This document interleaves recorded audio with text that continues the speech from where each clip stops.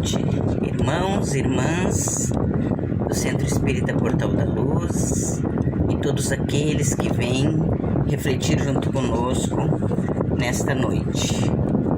Queremos, com muita gratidão, elevar o nosso pensamento ao nosso Mestre Jesus, a esses Espíritos bondosos que nos amparam sempre. Eurípides Barçanufo, que é o mentor da nossa Casa de Amor, que está sempre nos amparando, sempre nos intuindo.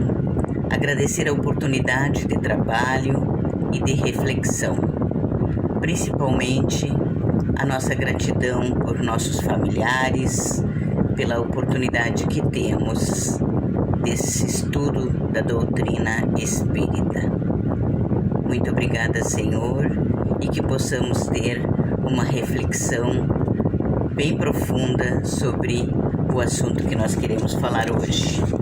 Nós vamos falar das leis morais, a lei de progresso, do Evangelho segundo o Espiritismo, capítulo 3, a partir do item 19.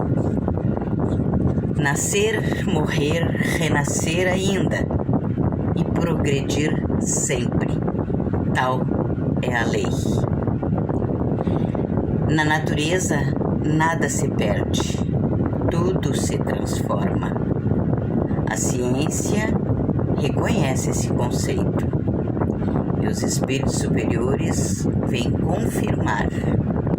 Nós sabemos que tudo se transforma na natureza, a exemplo da semente, da lagarta e do embrião. Então, nos reinos da natureza, tudo começa na simplicidade e vai se transformando pouco a pouco. E nós, como humanos, os seres pensantes, os seres que temos o livre arbítrio na natureza, também fomos criados simples e ignorantes, mas sujeitos à perfeição. Por isso estamos sempre buscando novos horizontes e em constante transformação. A lei de progresso é o impulso criador, estimulando a criatura rumo à sua gloriosa destinação. O progresso, para ser verdadeiro, não pode acontecer apartado da elevação moral do indivíduo, que, inspirado nos ensinos de Jesus, visa a evolução da coletividade. O progresso moral é auxiliado pelo progresso intelectual, porque este faz-nos entender o que é o bem e o que é o mal. Entretanto, isto não acontece imediatamente, pois o egoísmo e o orgulho impedem o avanço das criaturas. E por aí vem a dor, esta mola propulsora e mestra severa, que nos impulsiona e ensina a seguir adiante na escala evolutiva. E o amor? O amor é o alicerce de todas as realizações, das realizações humanas, e é a síntese da fé e da caridade exemplificados por Jesus. Os companheiros de jornada terrena não têm a mesma idade espiritual. Uns foram criados mais cedo, outros mais tarde. E quem já os ultrapassou moralmente contribui para o progresso dos outros, que ficam na retaguarda. A reencarnação é a resposta para estas diferenças, tanto moral quanto intelectual, entre os seres da criação. Somos eternos mutantes. Nossos pensamentos mudam por conseguinte. Muda também o nosso padrão vibratório, ocasionando uma mudança também no círculo em que vivemos. Reencarnaremos tantas vezes quantas forem necessárias para a nossa evolução.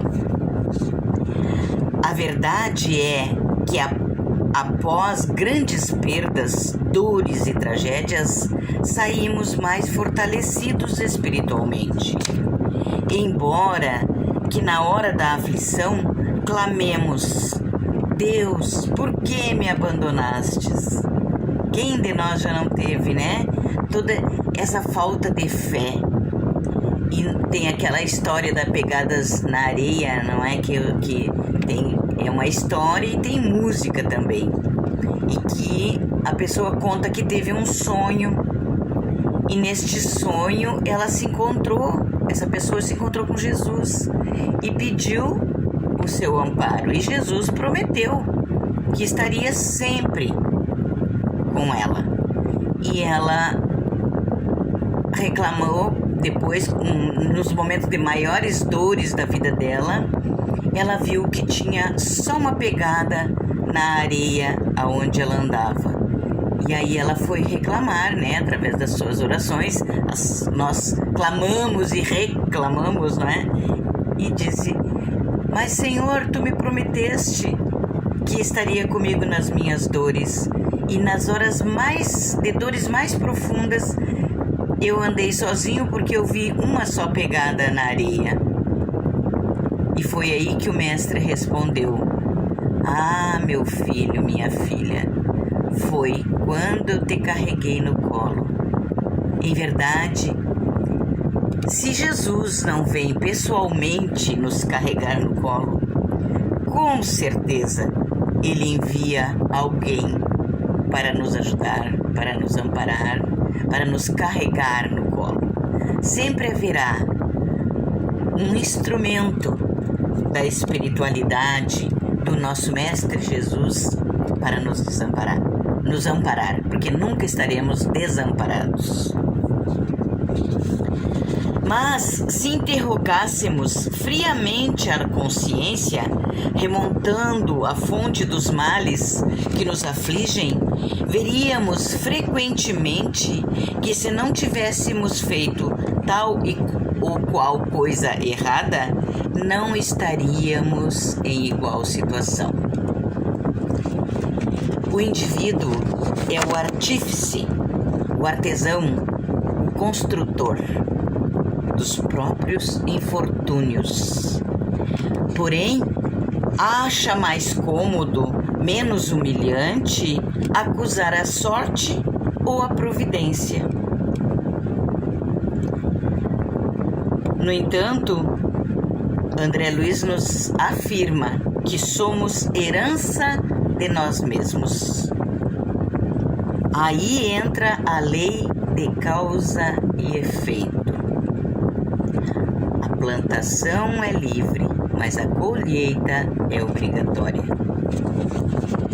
A humanidade tem dois caminhos: o do conhecimento, que ensina pela razão o que é o amor, qual a sua destinação e o que gera o progresso, e o caminho da dor, que ensina que somos todos iguais perante Deus, nosso Pai, esmagando assim as chagas da humanidade, que são o orgulho, a vaidade e o egoísmo. O Pai, em sua misericórdia sem fim, jamais nos deixa órfão. Acontece que nós é que o esquecemos, cometendo desatinos e inconsequências, nos distanciando de suas leis.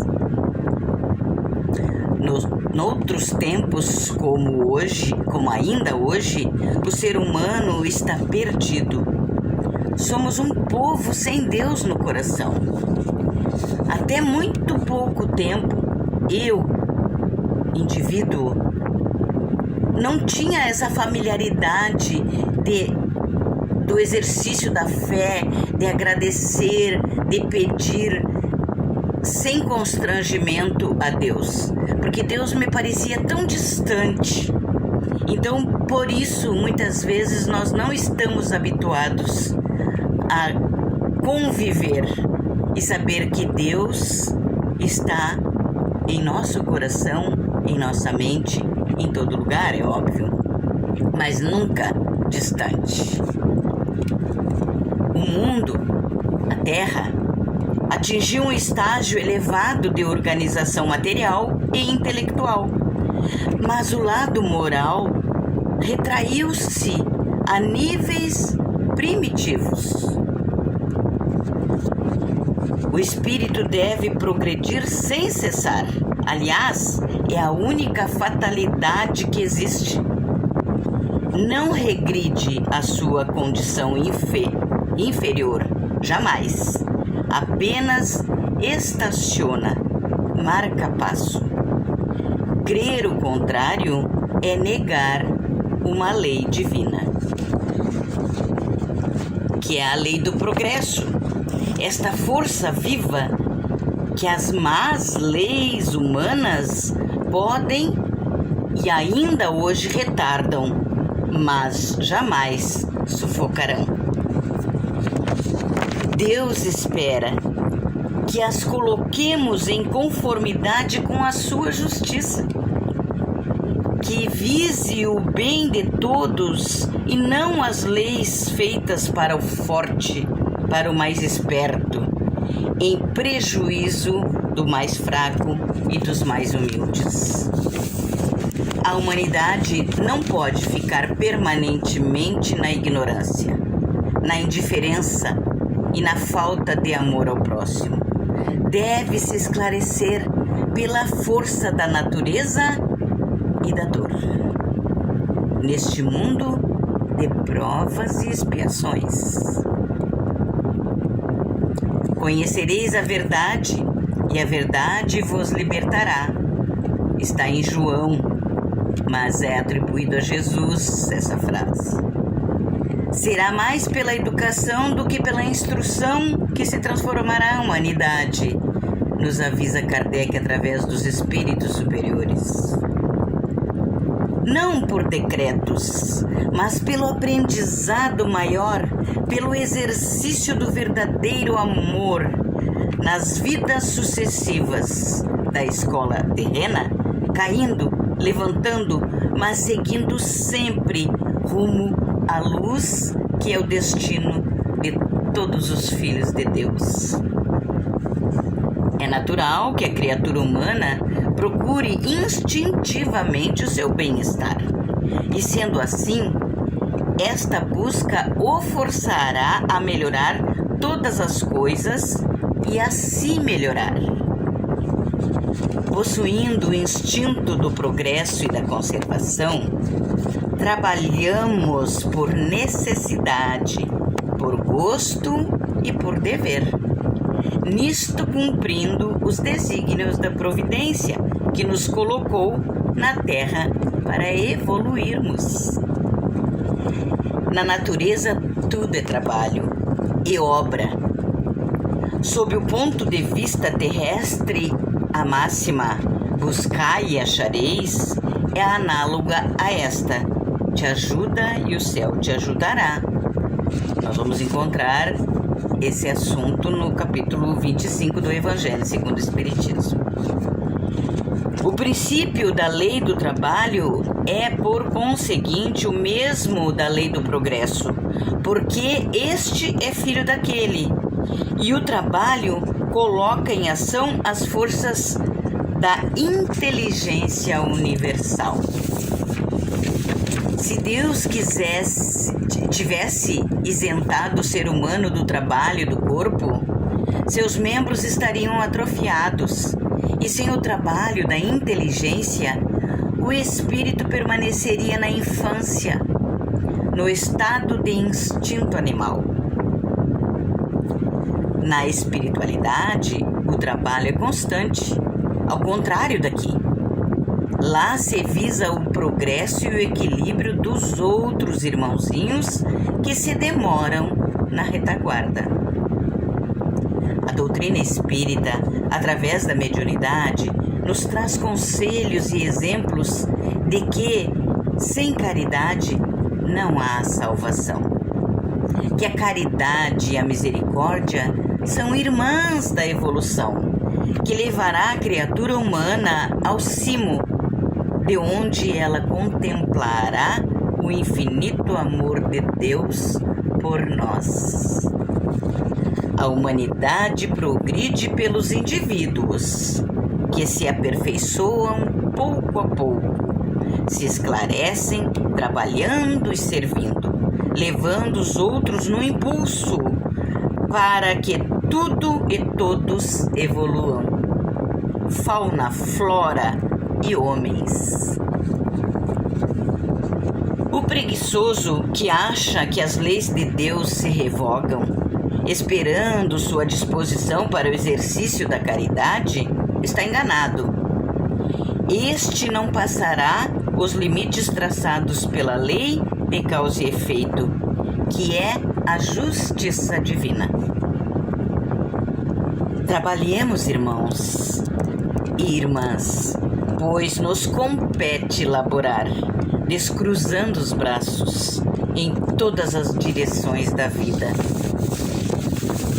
buscando consolo na fé e achando esclarecimento nas máximas do Cristo, na decência de conceitos salvadores, como seja amar a Deus sobre todas as coisas e ao próximo como a si mesmo. Com essas reflexões, meus irmãos, quero agradecer a atenção e a oportunidade de estarmos aqui estudando o Evangelho do nosso Mestre Jesus. Só assim conseguiremos colocar na prática todas as leis de Deus que regem o universo inteiro. Mas como estamos nesse pequenino mundo que é a Terra, temos que nos trabalhar, nos modificar e assim modificando o nosso planeta, que vai se tornar planeta de regeneração.